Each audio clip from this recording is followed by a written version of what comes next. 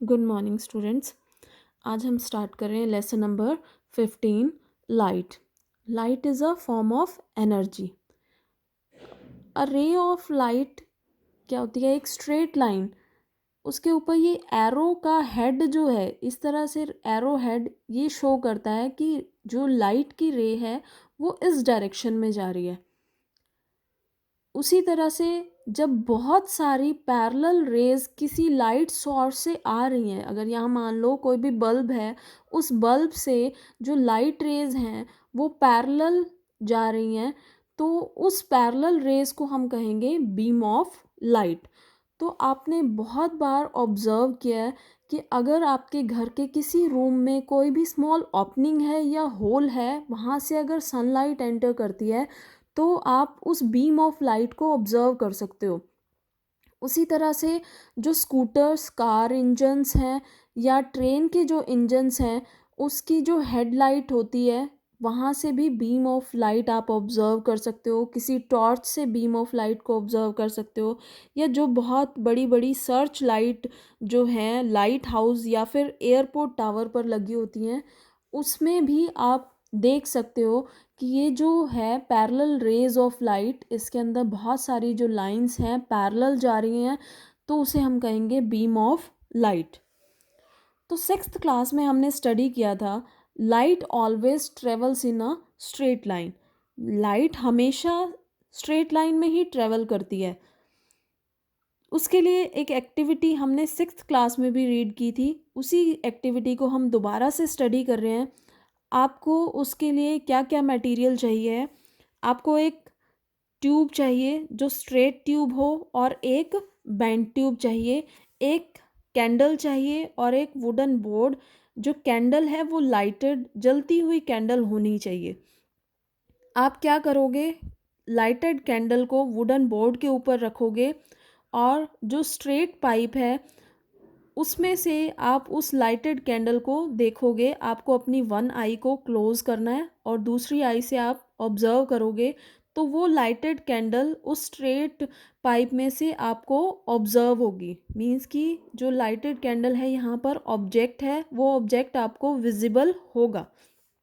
But जब आप tube को रिप्लेस कर दोगे बेंड ट्यूब से, जब आप बेंड ट्यूब से उस लाइटेड कैंडल को ऑब्जर्व करोगे, तो वो कैंडल आपको विजिबल नहीं होगी। तो इससे क्या पता चलता है कि जो लाइट है वो हमेशा स्ट्रेट लाइन में ट्रेवल करती है। जो कैंडल है, लाइटेड कैंडल से जब लाइट रेज निकली और वो लाइट रेज उस स्ट्रेट पाइप से एंटर करके आपके आईज में पहुंचती हैं, तो ये कैंडल आपको विजिबल हो जाती है। बट जब बेंड ट्यूब के केस के अंदर जो सोर्स ऑफ लाइट से जब लाइट रेज निकलेंगी और वो बेंड ट्यूब में जाएंगी, तो जहाँ पर बेंडिंग है वहाँ से स्ट्राइक करके लाइट रेज जो है वापस आ जाएंगी, वो आपकी आइज़ में एंटर नहीं करेंगी, तो इसलिए वो ऑब्जेक्ट आपको विजिबल नहीं होगा। उसके बाद हमारा टॉपिक है reflection of light. Sixth class में भी हमने रिफ्लेक्शन ऑफ लाइट स्टडी किया था कि bouncing back of light from a shiny surface, shiny smooth surface से जब लाइट जो है अपनी डायरेक्शन को चेंज कर लेती है, तो उसे हम कहते हैं रिफ्लेक्शन ऑफ लाइट। तो लाइट की डायरेक्शन को चेंज करने का एक मेथड है। आप क्या करो कि जो लाइट रेज को किसके ऊपर फॉल करना है? अपने शाइनी सरफेस के ऊपर, जैसे कि किसी शाइनी स्टील प्लेट पे या स्टील स्पून, इन सब के ऊपर जब लाइट रेज गिरेंगी तो वो अपनी डायरेक्शन को चेंज कर लेंगी। उसी तरह से जो वाटर है वो भी किसकी तरह काम करता है? एक मिरर की तरह काम करता है, और शाइनी स्मूथ सरफेस होता है, ये भी लाइट के पाथ को चेंज करने में हेल्प करता है।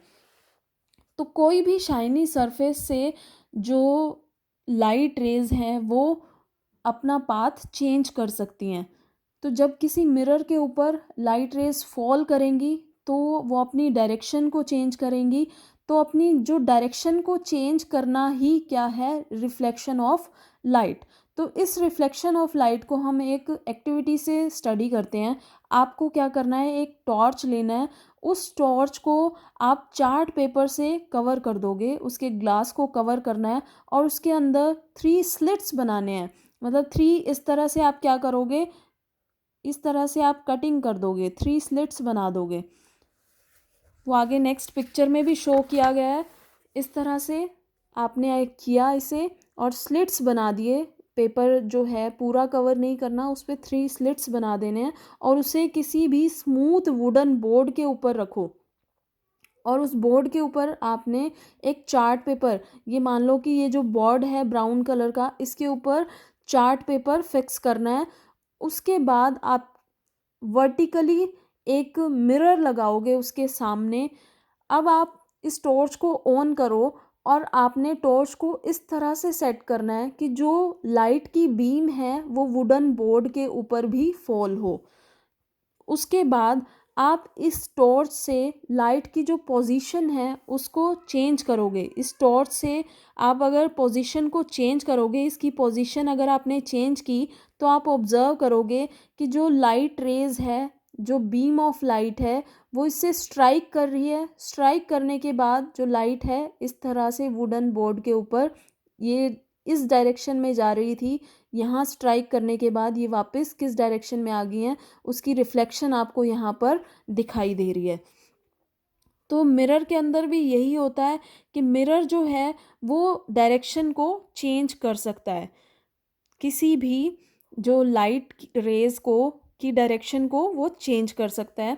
तो एक और एक्टिविटी हम उसके लिए करेंगे। आपने क्या करना है, एक प्लेन मिरर लिया, उसको वुडन बोर्ड के ऊपर फिक्स कर दो और उसके सामने एक लाइटेड कैंडल रखो। ये जो लाइटेड कैंडल है वो क्या है, ऑब्जेक्ट है। आप जब मिरर के अंदर ऑब्जर्व करोगे तो सेम वैसी ही कैंडल आपको उसमें ऑब्जर्व होगी और सेम डिस्टेंस पर होगी। आप ये देखोगे कि जितना मिरर और ये कैंडल के बीच में जितना डिस्टेंस है और मिरर के अंदर जो उसकी इमेज बन रही है, उस इमेज और इस मिरर के बीच में भी उतना ही डिस्टेंस आपको दिखाई देगा। तो अब आप उसकी पोजीशन को चेंज करो। अगर आप कैंडल को पीछे लेके जाते हो तो आप ऑब्जर्व करोगे कि जो मिरर के अंदर कैंडल की जो इमेज है वो भी कैसे जा रही है, पीछे की साइड, उस साइड पीछे की साइड चली जाएगी। तो इसके अंदर आप ये देखोगे कि जो इमेज फॉर्म हो रही है मिरर के अंदर वो कैसी है, अपराइट है, बिल्कुल सीधी है। तो इस इमेज को हम क्या कहते हैं, इरेक्ट। इरेक्ट मीन्स कि जो इमेज फॉर्म हुई है वो इरेक्ट है, मीन्स सीधी है। और जो इमेज फॉर्म हुई उसका जो साइज़ होगा वो सेम साइज़ होगा। जो ऑब्जेक्ट है जो मिरर के सामने पड़ा है, इन फ्रंट ऑफ मिरर, उसका साइज़ और जो इमेज फॉर्म हो रही है मिरर के अंदर उसका साइज़, दोनों का साइज़ क्या होगा, सेम होगा। अब आप क्या करो, इसी एक्टिविटी के अंदर आपने क्या करना है, इस मिरर के पीछे कोई एक और स्क्रीन लगा दो। मान लो कोई चार्ट पेपर आपने लगा दिया, तो क्या आप उसकी इमेज को उस स्क्रीन के ऊपर ऑब्जर्व कर सकते हो? नहीं, उसके ऊपर भी ऑब्जर्व नहीं कर सकते। और स्क्रीन के अगर आगे लगा देते हो तो भी स्क्रीन के अगर हमने इस मिरर के पीछे स्क्रीन को लगाया तब भी कैंडल की इमेज उसके ऊपर आपको शो नहीं होगी।